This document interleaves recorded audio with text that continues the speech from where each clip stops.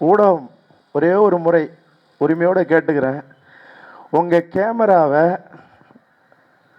உங்கள் விருப்பத்தோட அப்படியே ஒரு முறை திருப்பி காட்டுங்க. அந்த சுத்தமாக அதை அடைச்சிட்டா யார் வருவா?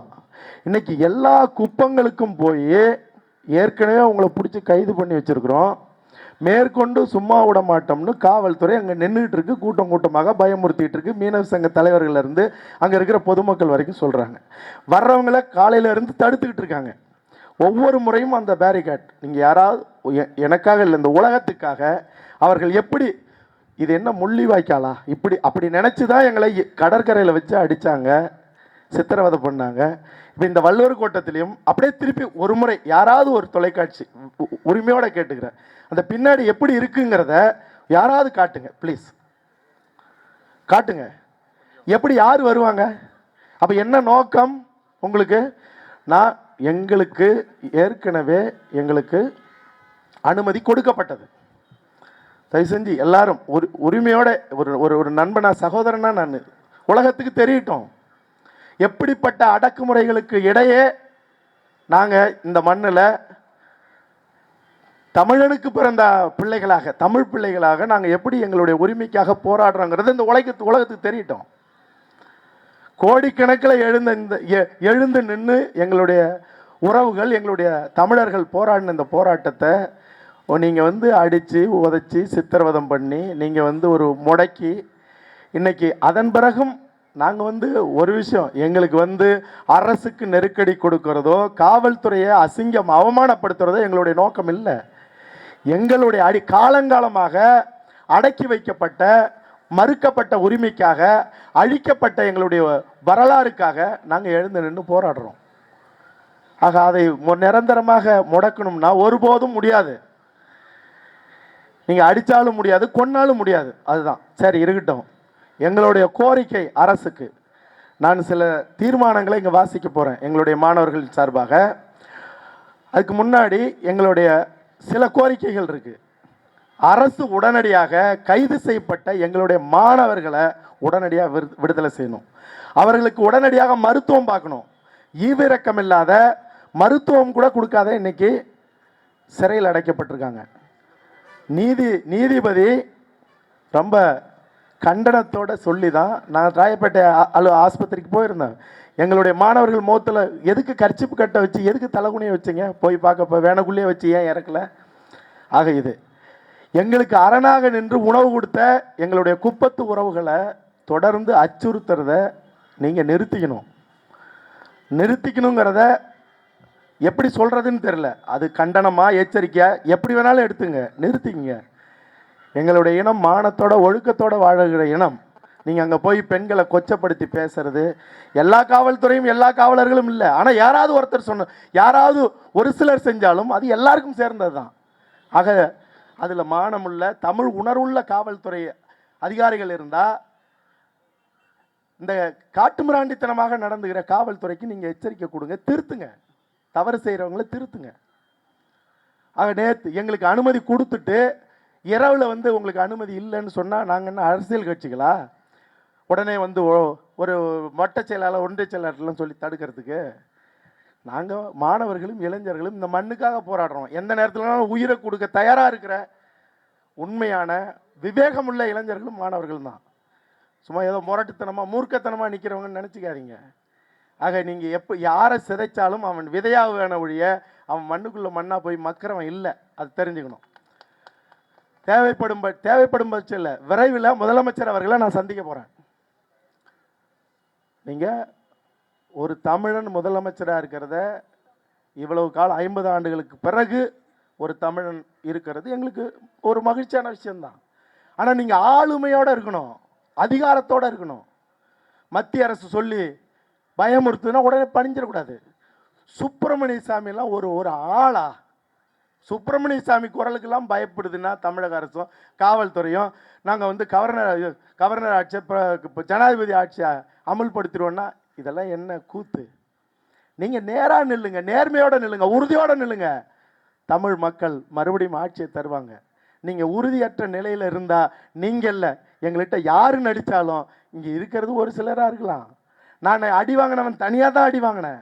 நான் அன்னைக்கு சொன்ன எழும் சிறு பொறி மிக பெரும் தீயாய் பற்றி பரவும் என் தமிழினத்தில்னு சொன்னேன். திரும்பவும் அது நடக்கும். அதனால அறத்தோட நில்லுங்க. காவல்துறை அதிகாரிகள் நேர்மையோட நடந்துங்க, ஒழுக்கத்தோட நடந்துங்க. எங்கள் இடம் ஒழுக்கமான இனம். எனக்கு தெரியும் எத்தனை அதிகாரிகள் அதில் நீங்கள் தமிழ் உணர்வோடு இருக்கீங்கிறது எனக்கு தெரியாதது இல்லை. ஆனால் எங்கள் குடிசையை கொளுத்துறது வெக்கமாக இருக்குது. ஒரு சகோதரி, ஒரு பெண், நீங்கள் அதான் முன்னாடியே சொன்ன, கோட்டையை இடித்தா கூட கோடீஸ்வரன் கட்டிடுவான். குடிசையை அழிச்சிங்கன்னா அவன் எந்திரிக்கவே முடியாது. இந்த வேலையெல்லாம் செய்யாதீங்க.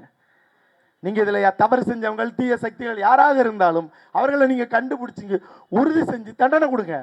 ஆனால் அதற்கு முன்பு எங்களுடைய தமிழினம் ஆவணமாக எடுத்து வச்ச காவல்துறையில் இருக்கிற சில காட்டு மிராண்டிகள் செய்த அந்த அட்டுழியங்களுக்கு அவர்களுக்கு தண்டனை கொடுங்க, அரசும் காவல்துறையில் இருக்கிற அதிகார வர்க்கம். ஆக ஜார்ஜ் அவர்களையும் முதலமைச்சர் அவர்களையும் சந்திக்கிறதுக்காக நான் உங்கள் வழியாகவே நான் நேரம் கேட்குறேன்.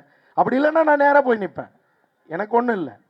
ஆக அது அப்புறம் நாங்கள் எங்களுக்கு முதலமைச்சர் ஜெயலலிதா அவர்கள் இறந்ததுக்கு அஞ்சலி செலுத்தாமல் கூட தமிழக அரசு அந்த சட்டத்தை நிறைவேற்றிருக்கு. அதிகாரபூர்வமாக என்னையும் மாணவர்களையும் அழைச்சி மாடத்தில் உட்கார வச்சு சட்டம் நிறைவேற்றினதை நேரடியாக பார்க்க வச்சு நம்பினால் உறுதியாக உங்களுக்கு தெரிந்தால் போய் மாணவர்களுக்கு சொல்லுங்கன்னா நான் போய் சொன்னேன். மேற்கொண்டு கலவரத்தை சிக்கலை உருவாக்குற நோக்கம் இல்லை. ரொம்ப தெளிவாக சட்டசபைக்கு முன்பும் சொன்னேன், பின்பு கடற்கரைக்கும் போய் சொல்லிட்டு வந்தும் சொன்னேன். ஆக மறுபடியும் இது ஒரு நெருப்பை பற்ற வைக்கிறதுக்கு இல்லை, நீங்கள் தொடர்ந்து நெருப்பை எங்கள் மண்ணில் பற்ற வைக்காதீங்க அப்படிங்கிறதுக்கான எச்சரிக்கை கண்டன ஆர்ப்பாட்டம் தான் இது. ஆக இதோட எங்களுடைய கோரிக்கைகள் முடிஞ்சு போகாது. இதுவும் எங்களுக்கு உறுதியாகிற வரைக்கும் நீங்கள் நேர்மையோட எங்களுக்கு இந்த சட்டத்தை உறுதிப்படுத்துகிற அளவுக்கு நீங்கள் மத்திய அரசும் மாநில அரசும் நிற்கணும். 3வது ஆட்சி மொழியாக ஆஸ்திரேலியா கவர்மெண்ட் தமிழை அறிமுகப்படுத்திருக்கு, தமிழை ஆதரித்து அதை பிரகடனப்படுத்தியிருக்கு. எங்களுடைய ஏறுதழுவுதல் விளையாட்டை உலகத்தின் மிக பரந்த மிகப்பெரிய நாடு கனடா, பரப்பளவில் ஜனவரி மாதத்தை, பொங்கல் உள்ளிட்ட ஜனவரி மாதத்தை கனடா மாதமாக அறிவிச்சிருக்கு. எங்களுடைய ஏறுதழுவுதல் விளையாட்டை அங்கீகரித்து அவன் நடத்தி முடிச்சுட்டான். ஆக இதெல்லாம் இந்தியாவுக்கு தலைகுனிவு. எங்களுடைய மாணவர்களும் எங்களுடைய இளைஞர்களும் கோடிக்கணக்கான எங்களுடைய தமிழர்களும் உலகம் முழுக்க போராடின போராட்டத்தினுடைய நெருக்கடியில் இன்னைக்கு ஒரு வெற்றி நிலையை நாங்கள் தொட்டிருக்கோம். ஒரு போராட்டம் நடக்கும்போதே வெற்றிங்கிறது உலக வரலாற்றிலே, அதுவும் தமிழனுக்கு கிடைச்ச மிக முக்கியமான வரலாற்று பூர்வமான வெற்றி இது. பரிசுத்தமான மழைநீர் போன்ற எங்கள் மாணவர்களுடைய வெற்றி அது. இந்த தீர்மானம்ங்கிறது இங்கே இருக்கிற ஒரு சிலர் குறைந்த எண்ணிக்கையில் கொண்ட தமிழர்களால் இன்னைக்கு இது பிரகடனப்படுத்தப்படலாம். ஆனால் எங்கள் மண்ணுக்கு இந்த தீர்மானங்களை மத்திய மாநில அரசுகள் உறுதி செய்யலைன்னா எந்த சூழ்நிலையிலும் எங்கள் மண்ணில் நிம்மதியாக நீங்கள் ஓட்டு கேட்டு ஆட்சி பண்ணிட முடியாது. 50,000 ஆண்டுகள் வரலாறு கொண்ட இனத்தின், தமிழினத்தின் ஒரு அறத்தில் நின்று நானும் அந்த 10 கோடி தமிழர்களில் ஒருவனாக நின்று என் மூலமாக இது வெளிப்படுத்துகிறேன். என் இனமும் என் உலக தமிழர்களும் ஏக்கத்தோடு எதிர்பார்த்துக்கிட்டு இருக்கிற மிக முக்கியமான இந்த கோரிக்கைகளை நான் இப்போ வாசிக்கிறேன். ஏறுதழுவுதல் உரிமைக்காக மதுரை, சென்னை மெரினா உள்ளிட்ட தமிழ் மண் முழுக்க போராடிய மாணவர்கள், இளைஞர்கள் மீது காட்டுமிராண்டித்தனமாக தாக்குதல் நடத்திய காவல்துறையினை கண்டித்து சென்னை வள்ளுவர் கோட்டத்தில் 28/1/2017 அன்று நடைபெற்ற மாபெரும் கண்டன அறப்போராட்டத்தில் மத்திய மாநில அரசுகளிடம் தமிழக உரிமைகளுக்கான அனைத்து மாணவர்களின் கூட்டமைப்பு சார்பாக முன்வைத்த வரலாற்று சிறப்புமிக்க தீர்மானங்கள். 1. லட்சக்கணக்கான மாணவர்கள், இளைஞர்கள், உலகம் முழுக்க வாழ்கின்ற கோடிக்கணக்கான தமிழ் குடும்பங்கள் அனைவரும் ஒன்றாக இணைந்து போராடிய ஏறுதழுவுதலின் உரிமை போராட்டத்தின் விளைவாக மத்திய அரசின் ஆதரவோடு தமிழக அரசினால் இயற்றப்பட்ட நிரந்தர சட்டம் உறுதிப்படுத்தப்பட வேண்டும். எத்தகைய தடை வந்தாலும் அதனை முறியடிக்கும் பொறுப்பு மத்திய மாநில அரசுகளுக்கே உண்டு என்று இந்த மாணவர் இளைஞர் பெருமன்றம் உரிமையோடு சொல்லிக் கொள்கிறது. மேலும் AWBI என்கிற இந்திய அரசின் ஆதரவு பெற்ற விலங்குகள் நலவாரியம், பீட்டா, FIAPO, ப்ளூ கிராஸ் மற்றும் மேனகா காந்தியின் பீப்புள்ஸ் ஃபார் அனிமல்ஸ் உள்ளிட்ட இந்திய துணைக்கண்டத்திற்கு தீங்கு விளைவிக்கிற, அதுவும் தமிழ் மண்ணிற்கு ஒவ்வாத மேலும் பல அமைப்புகளை மத்திய அரசு உடனடியாக தடை செய்ய வேண்டும். உலகமே அதிசயித்து பார்த்த ஏறு தழுவுதல் உரிமைக்கான வரலாற்று பெருமை மிக்க தமிழர் பண்பாட்டு புரட்சி போராட்டத்தினை காலங்காலமாக நினைவுபடுத்தும் விதமாக நமது பாரம்பரியமிக்க காங்கேயம் காளையினை வீரத்தோடு ஒரு தமிழன் அடக்கும் பிரம்மாண்டமான கற்சிலையினை மெரினாவில் நிறுவ வேண்டும் என்று உரிமையோடு இம்மாணவர் இளைஞர் பெருமன்றம் தமிழக அரசினை கேட்டுக்கொள்கிறது. தீர்மானம் 3.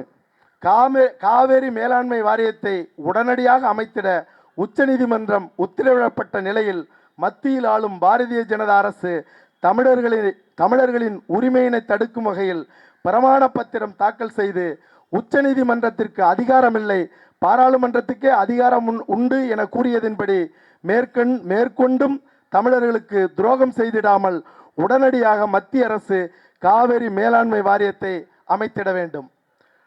4.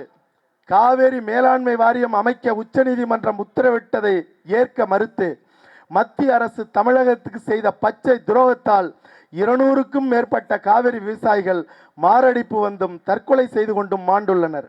இந்த பச்சை படுகொலைக்கு மத்திய பாரதிய ஜனதா அரசு பொறுப்பேற்று விவசாய குடும்பங்களின் வீட்டுக்கு ஒருவருக்கு அரசு வேலையும் 50 லட்சம் ரூபாய் குடும்ப நிதியும் கருகிய அனைத்து விவசாய நிலங்களின் ஏக்கர் ஒன்றுக்கு 25,000 ரூபாயும் நிவாரணமாக மத்திய அரசு வழங்க வேண்டுமென இம்மாணவர் இளைஞர் பெருமன்றம் உரிமையோடு கோருகிறது.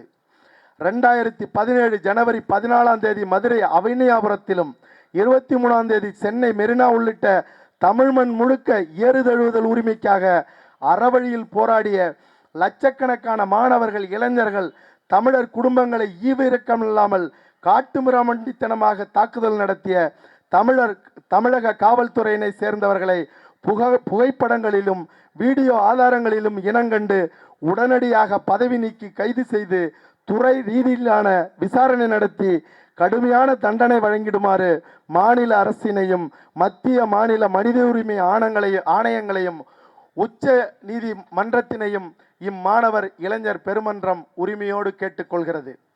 6. தமிழர் உரிமைக்காக போராடிய எங்களின் 250க்கும் மேற்பட்ட மாணவர்களை இரத்த காயங்களோடு கைது செய்ததோடு மட்டுமல்லாமல் அவர்கள் மீது பொய் வழக்குகள் புனைந்து உரிய மருத்துவம் கூட தராமல் சிறையில் அடைத்த தமிழக காவல்துறையினை வன்மையாக கண்டிக்கிறோம். மேலும் அவர்களை வழக்குகளின்றியும் நிபந்தனையின்றியும் உடனடியாக தமிழக அரசு விடுதலை செய்ய வேண்டும்.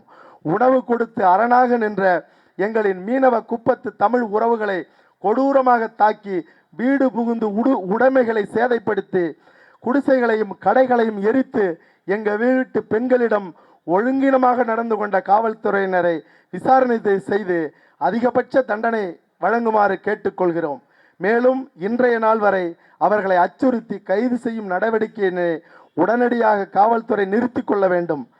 அது மட்டுமல்லாமல் பாதிக்கப்பட்டவர்களுக்கும் சீரழிந்த அவர்களின் உடைமைகளுக்கும் அரசு உரிய நிவாரணம் வழங்க வேண்டும் என்று இம்மாணவர் இளைஞர் பெருமன்றம் வலியுறுத்துகிறது.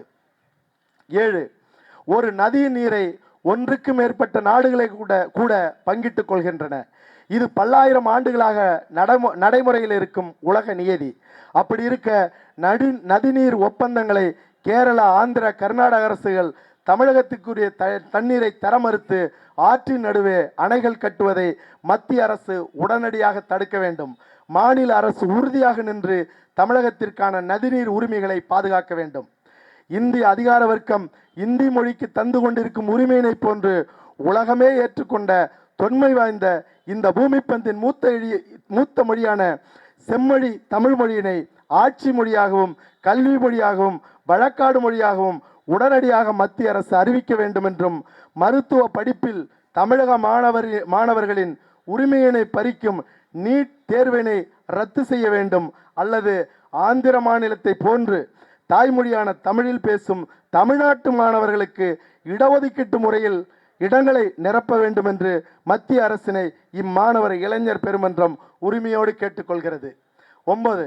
நிலம், நீர், காற்றை மாசுபடுத்தி இந்தியாவின் விஷம் நிறைந்த குப்பைக்காடாக தமிழ்நாட்டை மாற்றும் மத்திய அரசின் திட்டங்களான கல்பாக்கம், கூடங்குளம் அணு உலைகள், தமிழர்களின் மண்ணை குடையும் மீத்தேன், மலையை குடையும் நியூட்ரினோ, விவசாய நிலங்களை வேரறுக்கும் கெயில் போன்ற திட்டங்களை மத்திய மாநில அரசுகள் ரத்து செய்து அப்புறப்படுத்த வேண்டும். சிங்கள கடற்படையினரால் 800க்கும் மேற்பட்ட எங்களின் மீனவர்கள் கொல்லப்படவும் மீனவர்களின் உடைமைகள் தொடர்ந்து அழிக்கப்படவும் காரணமான கச்சத்தீவு ஒப்பந்தத்தை ரத்து செய்து கச்சத்தீவினை திரும்ப பெற்று எங்கள் மீனவர்களின் மீன்பிடி உரிமையினை நிலைநாட்ட வேண்டும். 10.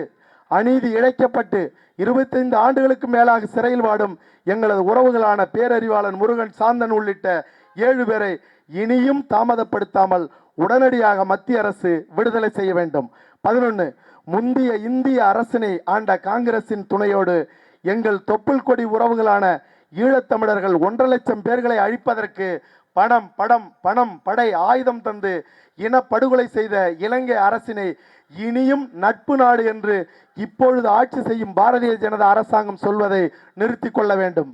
அதிகாரமிக்க தமிழ்நாடு சட்டமன்றத்தில் முன்னாள் முதலமைச்சர் செல்வி ஜெயலலிதா அவர்கள் அனைத்து கட்சிகளின் ஆதரவோடு நிறைவேற்றிய இலங்கை மீது பொருளாதார தடை, தமிழ் இனப்படுகொலை செய்த அவர்களின் மீது சர்வதேச நீதி விசாரணை, உலகம் முழுக்க வாழ்கின்ற தமிழீழ உறவுகளிடம் பொதுவாக்கெடுப்பு நடத்தி தமிழீழம் அமைத்தல் என்பன போன்ற வரலாற்று சிறப்புமிக்க தீர்மானங்களுக்கு மத்திய அரசு மதிப்பளித்து நடைமுறைப்படுத்திட முன்வர வேண்டும்.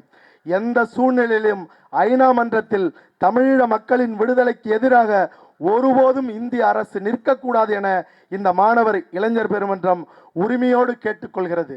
இப்போது இந்த 11 தீர்மானங்களையும் நாங்கள் மத்திய அரசுக்கும் மாநில அரசுக்கும் வைத்து மரியாதைக்குரிய தமிழ்நாடு முதலமைச்சர் OPS அவர்களுக்கு, பன்னீர்செல்வம் ஐயா அவர்களுக்கு நேரில் போய் நாங்கள் தரோம். நீங்கள் இதை உடனடியாக எங்களுக்கு இந்த உரிமையை மீட்டு கொடுக்க நீங்கள் உறுதியோடு நிற்க வேண்டும். அதுபோல இது ஒரு சிறிய கூட்டம் என்று நினைக்காமல் இது ஒட்டுமொத்த 10 கோடி தமிழர்களின் உணர்வு என்று இந்திய அரசு மோடி அவர்கள் இந்த தீர்மானத்தை உங்களுக்கும் அனுப்பி வைக்கிறோம். ஆக நீங்களும் இதை எடுத்துக்கொண்டு எங்களை ஏமாற்றாமல், எங்களுக்கு தொடர்ந்து துரோகம் செய்யாமல் நீங்கள் எங்களுக்கான உரிமைகளை நீங்கள் கொடுக்க வேண்டும்.